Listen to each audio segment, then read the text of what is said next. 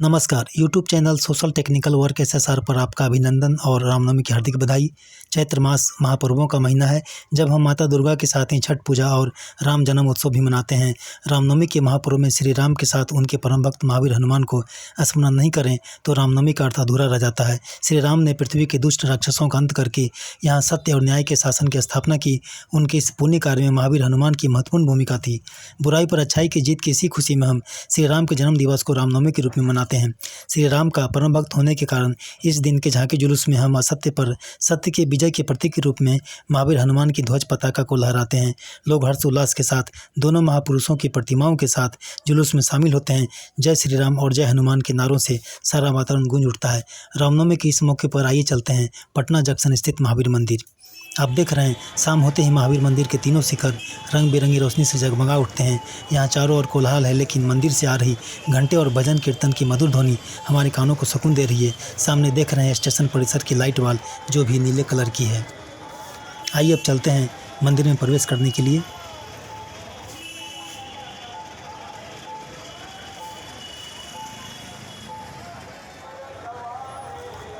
महावीर मंदिर में प्रवेश करने के लिए सबसे पहले हमें अपने जूते चप्पल यहाँ उतार कर जमा करने होंगे और उसके बदले हमें टोकन दिया जाएगा। भीड़ को देखते हुए पुरुष और महिलाओं के लिए यहाँ अलग अलग कुल 4 काउंटर की व्यवस्था है। जूते चप्पल जमा करने के बाद हम उसके अगले काउंटर में मिठाइयाँ और पूजन सामग्री ले सकते हैं।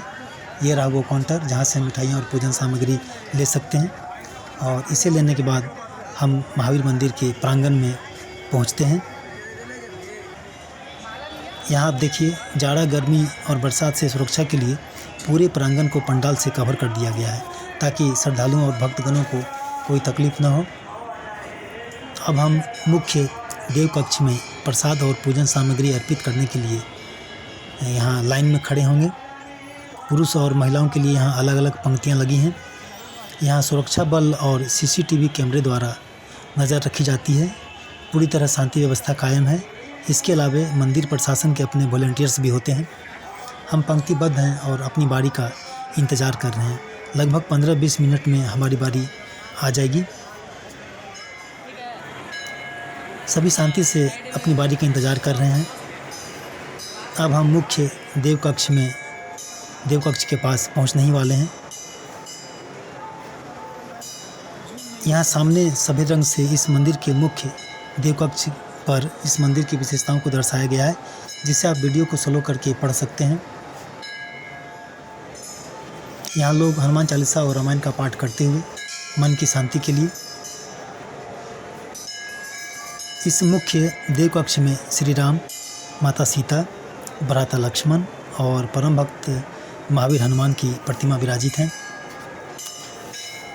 यहाँ हम अपना पूजन सामग्री ईश्वर को अर्पित करने के बाद यहाँ से आगे बढ़ेंगे।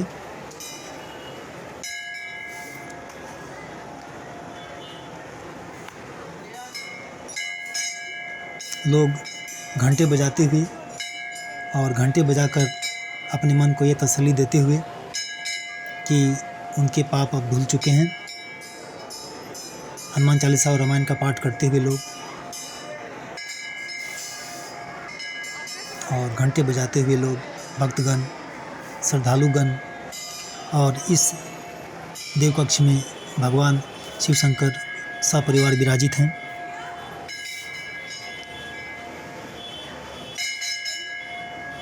ये भगवान शिव शंकर की प्रतिमा, शिवलिंग। और यहाँ देखते हैं हम महिलाएं दीप पूजन और आरती आदि में व्यस्त हैं। वे आरती ग्रहण कर रही हैं और दीप प्रज्वलित कर रही हैं। यहाँ भक्ति पाठ में महिलाएं भी पीछे नहीं हैं, वो भी रामायण और हनुमान चालीसा का पाठ कर रही हैं, मन की शांति के लिए, सुख समृद्धि के लिए। आइए अब ऊपर के कमरे में चलते हैं। ये ऊपर का मंजिल है और यहाँ भी देखते हैं मन की शांति के लिए पाठ चल रहा है। यहाँ शीशे के कक्ष में श्री गणेश और माता लक्ष्मी की प्रतिमा लगी है।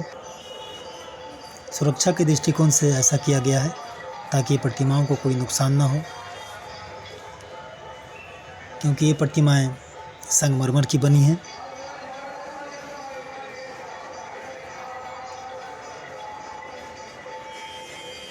और ये माता सरस्वती की प्रतिमा शीशे के कक्ष में बंद, विद्या की देवी माता सरस्वती। और गुफा रूपी इस छोटे से कक्ष में भी देव विराजित हैं और महिलाएं इनकी पूजा अर्चना करती हैं और उन्हें भेंट भी अर्पित करती हैं। और इसे महावीर का गदा का प्रतीक मानकर इसकी पूजा की जाती है।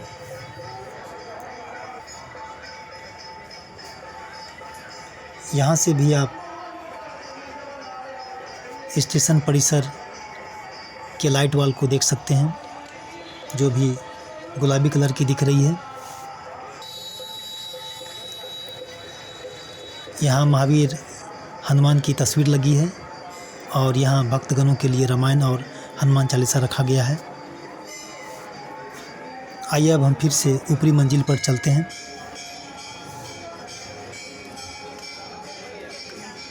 संगमरमर की सीढ़ियाँ और इन स्तंभों को हरे रंग के ग्रेनाइट पत्थर से सजाया गया है, बहुत ही सुंदर ढंग से।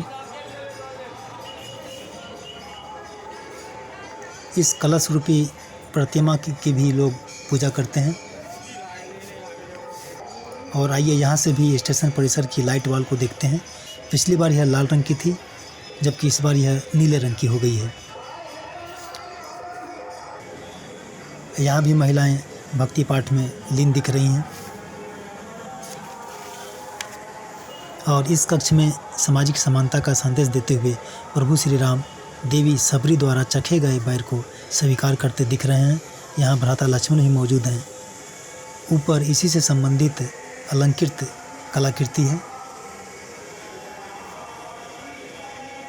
इस कक्ष के ठीक ऊपर अलंकृत कलाकृति इन्हीं से संबंधित, और यहाँ भी ऊपर में अलंकृत कलाकृति और उसके ठीक नीचे उनकी प्रतिमा यहाँ विराजित है। प्रत्येक प्रतिमा के ठीक इसके ऊपर उनकी ही अलंकृत कलाकृति को दीवार में सुसज्जित किया गया है।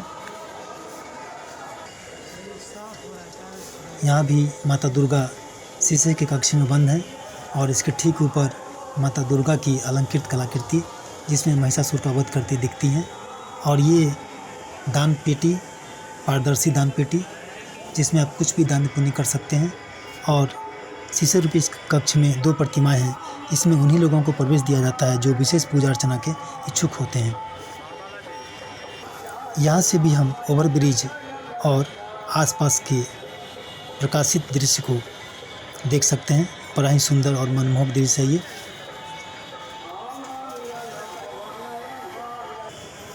और ये दान पेटी और ऊपर की अलंकृत कलाकारी देख रहे हैं। रंग बिरंगी रोशनी से सुसज्जित किया गया है, कलाकारी का अद्भुत नमूना। आइए अब हम उसके ऊपर की मंजिल पर चलते हैं। ये आखिरी मंजिल है जहां भक्तगण आ और जा सकते हैं।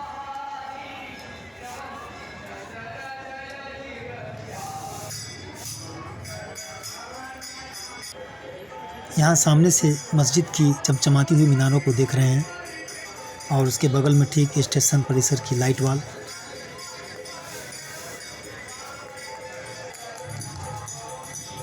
आसमान छूती इन जगमगाते शिखरों की सुंदरता देखते ही बनती है।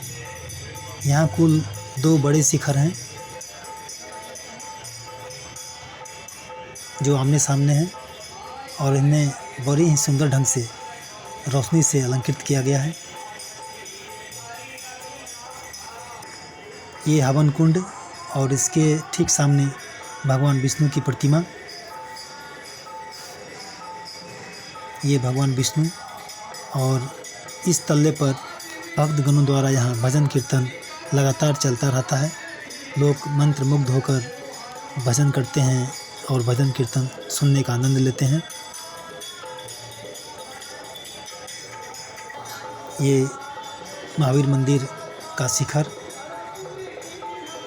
और यहाँ से भी हम ओवरब्रिज और आसपास के क्षेत्रों की जगमगाती हुई झांकी देख सकते हैं। ये पूरा स्टेशन परिसर महावीर मंदिर के चारों ओर का प्रकाशित एरिया, ये लाइट वाल जो भी गुलाबी कलर की है, बहुत ही सुंदर दृश्य है। ऊपर से महावीर मंदिर के तीसरे तल्ले से ये हवाई जहाज से उड़ान भरते समय रात में इन्हीं शिखरों और लाइट वाल से आप इस क्षेत्र की पहचान कर सकते हैं।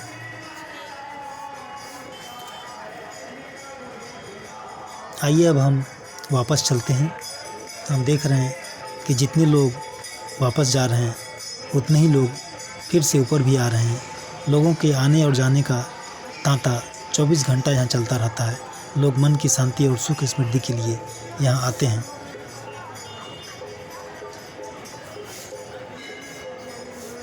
पूरे फर्श को भूरे संगमरमर से सजाया गया है।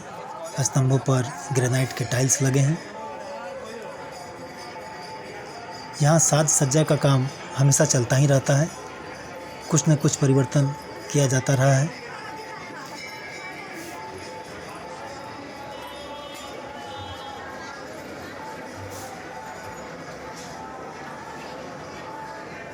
लोग मन की शांति के लिए जहाँ जगह मिलता है वहीं बैठ जाते हैं और हनुमान चालीसा और रामायण का पाठ करते नजर आते हैं।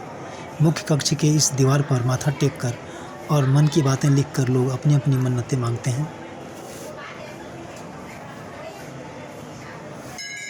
और मंदिर के बाहर के प्रांगण में यहाँ संत रविदास और महाकवि तुलसीदास की भी प्रतिमा विराजित है। लोग यहाँ भी माथा टेक कर इनका आशीर्वाद लेते हैं।